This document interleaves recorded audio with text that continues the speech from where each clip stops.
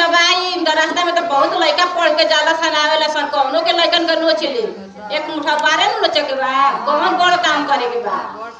अब तो इतना मन में सोचलिए खुशी के मारे निकलली घर से आ गईली गंगा नहाए।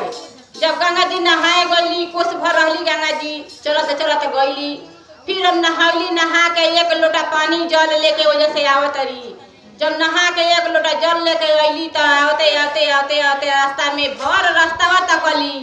लेकिन एगो कोनो लड़का ना लौकल। घरे आ गई साँझ भ गई एगो लड़का ना लौकल सर। फिर आके कहतरी बताओ ना पछताए लगली कहतरी कि एगो लड़का ना लौकल सर बार हमके कर उखारी। तब जाके फिर रात भर सुतली फिर भोरे उठली उठ के गईली महादेव जी के मंदिर में आ कहली कि ए बाबा एगो लड़का ना लौकल सर अब हम का करी। कहलन कि तहार तो बाल बच्चा ना होखी जब ये उपाय करबू तबे होखी। कहतरी कि अच्छा रुकी आज तीसरा दिन है आज तीसरा दिन है आज हम कहीं से एक मुठा बार नोच के लिए अबे करब। अब तो घर से मंदिर से सोच के अली आ जब घर मंदिर से सोच के अली जब अली तो रास्ता में तकते तकते अली कोनो लड़का ना लकल सन उनके देवरनिए के दूगो लड़का पढ़ के आवत रहल सर। हाँ छोटकिए के दे लड़का बा पढ़ के 12 बजे आवत रहल सर। जब अला सन दुआरी पर तो तब देखत रही तो कहत रही कि बाप रे 3 दिन से हेरा तनी कौन लड़का नहीं खसल लौकत रुको है का दूगो बड़ा सा निकनिए के ले लेतनी बारवा आ लेके चढ़ा देतनी केहू देखता एक माई तो चर्चा में गई बिया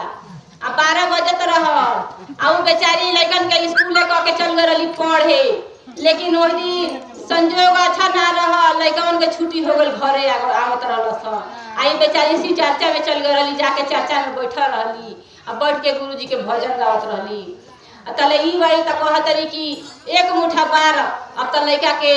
एक मुठा चानी पके बार पकड़ लिहली आ चानी पके बार पकड़ के खूब जोर के नोचते तो बाड़ी बिना बिना दर्द के नोचत रही इतना जोर से एक मुठा बार नोचली कि खून सहिते बार निकल आई। आ जब खून सहिते बार नोच लिया नोच के आ लड़का पीछे ताकत नहीं थी लड़का बेहोश हो गई गिर गई भूखने पियासे ले धूप में आ वही तरह लड़का गिर के छपटा के लड़का मर गई। छपटा के लड़का मर गए चांदी पर के बार एक मुठा नोच के लिया के आ बड़ा खुशी में बड़े हंसते खूब बिलकते उन्हें से आवत रही कि अब तो हम गुरुजी के चढ़ाई। अब एक लोटा जल लिया एक मुठा बार लिया कि भोला बाबा पर चढ़ावे लगली तो भोला बाबा के मंदिर पर लिया के आ चढ़ावी बैठा तरी जैसे बैठा तरी आ एक लोटा एक मुठा जल बार भोला जी पर धो के जल चढ़ावत तरी तब तक ले भोला जी प्रगट हो गए महादेव जी वो जगह साक्षात प्रगट हो गए हाथ में त्रिशूल कमंडल लेके सामने खड़ा हो गए आ कहत कि तब देखली तो भर मुठा के बार नीचे ही गिर गई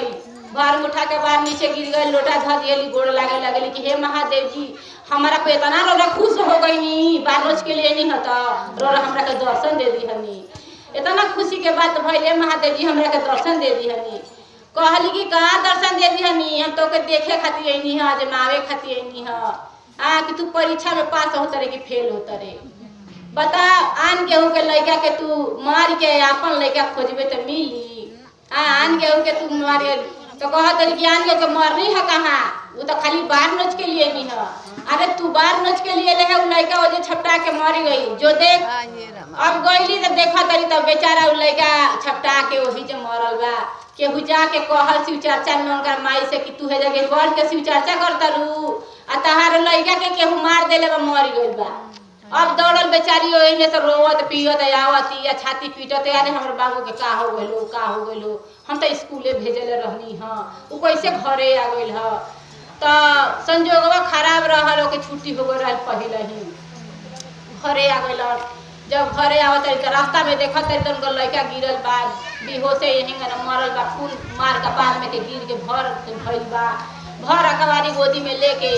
आ जौना शिव चर्चा में गई रही वही शिव चर्चा में लेके लड़का के जात रही आ जाके कहत रही कि महादेव जी अब तरह भजन में कीर्तन में चर्चा में बैठा रही हाँ हमसे कौन ऐसा नहीं गुण हो गई है कि हमारे बाबू के ऐसा कर दी तब कहत रहन महादेव जी जब प्रकट होके कहत रहन कि तोरा में कोनो दोष नहीं थे तो दोष तोरा देवरानी में जेठानी में बा एक मुठा बार नोच के हमरा पर चढ़ावे गई रहल हिया। बताओ दूसरा के धन लूट के हम सोचम कि धनवान बन जाई तो कबो ना बनी। आन के ओके बेटा मार के हम अपन बेटा पैदा कर ली तो कबो ना पैदा कर पाई। तो महादेव जी ऐसा परीक्षा लेत रहनी ओ जगह कहनी के ए मूर्ख तू कहाँ से लड़का पोसबे तू आन के लड़का मार देले तू अपन लड़का पोसबे। जवान के सोच के हमार ह तब तोरा के हम सोचती कि तू लायक बड़े के नहीं खेला के। तब जो शिव गुरु महादेव